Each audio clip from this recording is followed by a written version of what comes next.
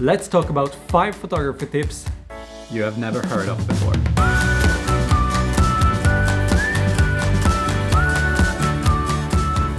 Hello everyone and welcome back to the channel. My name is Martin.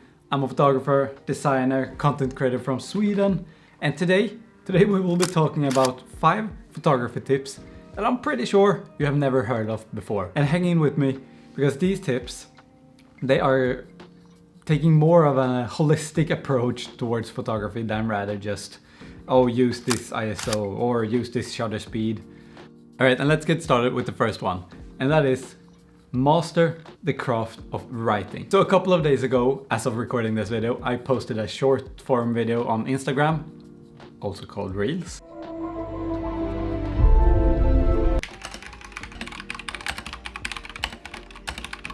And what I mean with that reel is just that it feels like, as a photographer, I spend 90% of my time writing instead of actually doing photography. As a photographer, we plan shoots, we write proposals, we write emails. There is just so much we need to write. There are scripts, the list just continues. And it feels like I spend more time writing, or I definitely do. I do spend more time writing than I do with actually doing photography. And this is something that I definitely did not know when I started photography, because as a kid, I never really liked writing in school. I was never that kid who enjoyed essays and stuff like that. And I have always seen myself as someone who is really bad at writing. But by now I've been doing photography professionally for 7 or 8 years. And I can tell you that writing is probably one of the most important skills when it comes to working as a photographer. I know it sounds kind of crazy, but a really strong writing really helps you convey your ideas and communicate with others. It also helps you to secure clients and really get your vision across to other people. Let's be honest, it's not like writing is only going to help you in your photography. It is also a really good skill to have just throughout in life, especially if you want to be self-employed and have your own business, but also if you are employed. It is a really good skill to have. To be honest, I don't really have any good exercises or things like that you can do to get better at it. But I guess one way to start is just to start writing more and start thinking a little bit more intentionally when you are writing. Another tip could also be to start journaling. And that is not to say that you should start writing essays every single day, but it is more to get in the habit of feeling comfortable with the written word as a tool to express how you feel, what you want to say, and yeah, just using writing as a tool. Alright, and that was just tip number 1. So by now you probably realize that these 4 tips that are left are still going to be a little bit unconventional. So stick around so you don't miss any of them. And now for number 2, and I know I'm gonna sound a little bit like some sort of doctor or fitness guru or productivity guru here, and that is not my intention. But tip number 2 is based on 3 ideas or just key concepts for life, and that is to eat well, sleep well, and train hard. And to me, those 3 things are really the fundamentals to living a really good life. And I know this sounds kind of crazy, but I do personally think that if you live overall a healthy lifestyle and healthy life, that it is in the long run going to, in a positive way, play a big role in your photography as well. But this of course doesn't mean that you should go out and become one of those fitness influencers that you see online. It just means that living a healthy life generally, like overall, it still needs to be like healthy in the way that you're also enjoying life. You shouldn't be like strict in that sense. But I just know from my own experience, as someone who has been doing, well, sports for my entire life, and now I'm also into endurance sports, and I just signed up for an Ironman.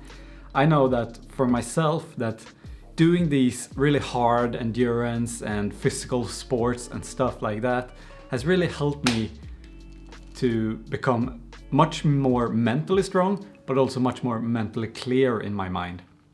I feel much healthier. I feel that I can perform much better. I don't get as stressed, not as anxious when I work out. And overall, it just improves my confidence, especially when I'm out on those like photography jobs. But I know that just telling someone that they should start working out is like the worst thing that you can actually do.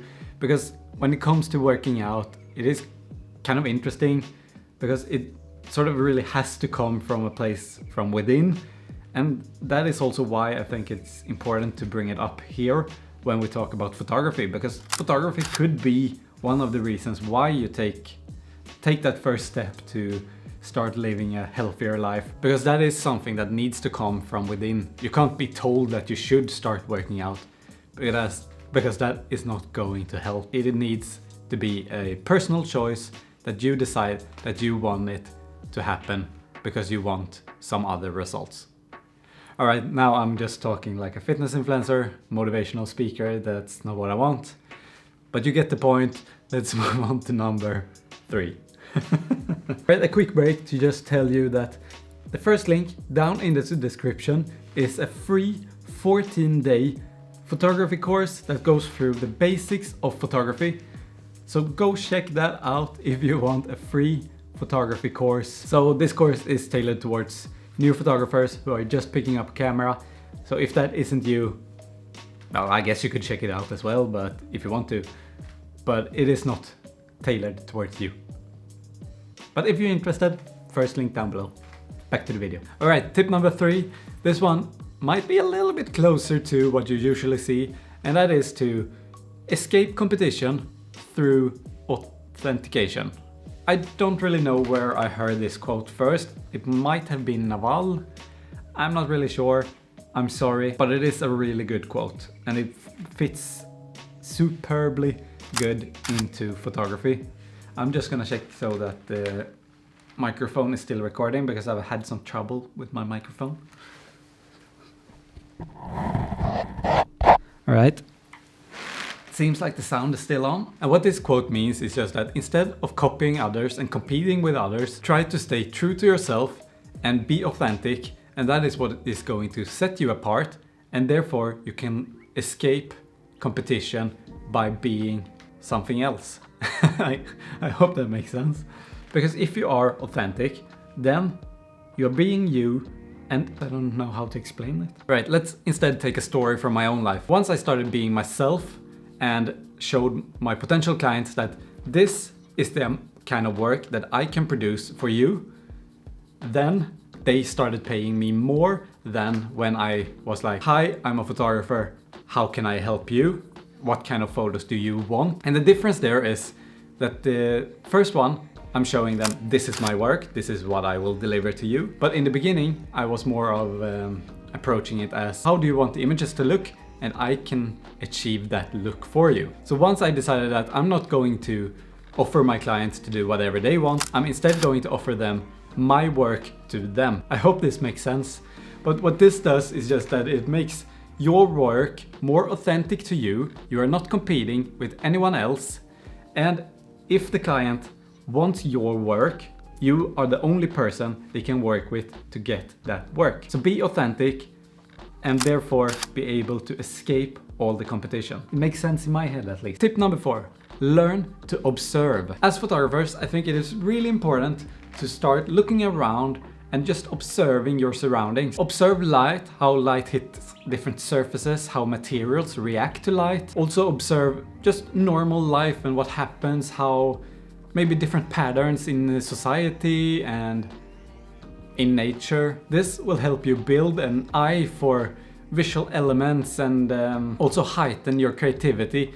So even if you don't have your camera with you, try to observe a lot more and see what is happening around you. And this is sort of a hard tip to explain because all you have to do is just be more present when you are going about in your daily life. So instead of sitting on the phone when you're commuting to work, maybe look out the window instead and look at the light, see how it hits different things, see how people move, look for compositions. So try to be more present in your life, and that in return will make you a better photographer because you are able to observe, see those moments, you will start to see compositions, and yeah, I think that's about it. And now for the final tip, number 5, and that is to try to embrace solitude to become truly creative. And I think this one sort of connects a little bit with tip number 3,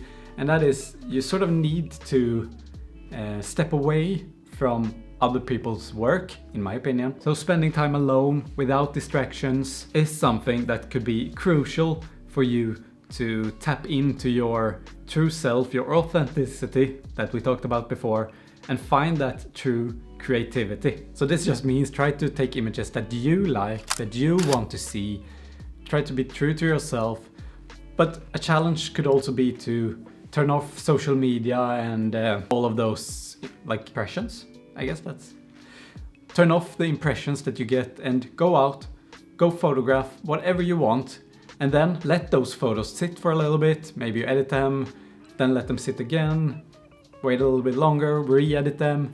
Don't post them, just have them sitting on there for you and only for you, and try to feel how it feels looking at those images after a month, after 2 months, if it is something that you feel like is true to yourself. Make sure to take time for reflection, because photography isn't only posting images online on Instagram and getting those likes. It is so much more. It is about the process of doing it. And if you enjoyed this video, I hope you did, then please do subscribe to the channel. We are growing this community. I'm super stoked about it. I'm having such a great time. Please do leave me a comment down below. I love talking to you guys. And I guess I will see you guys in the next one. Bye.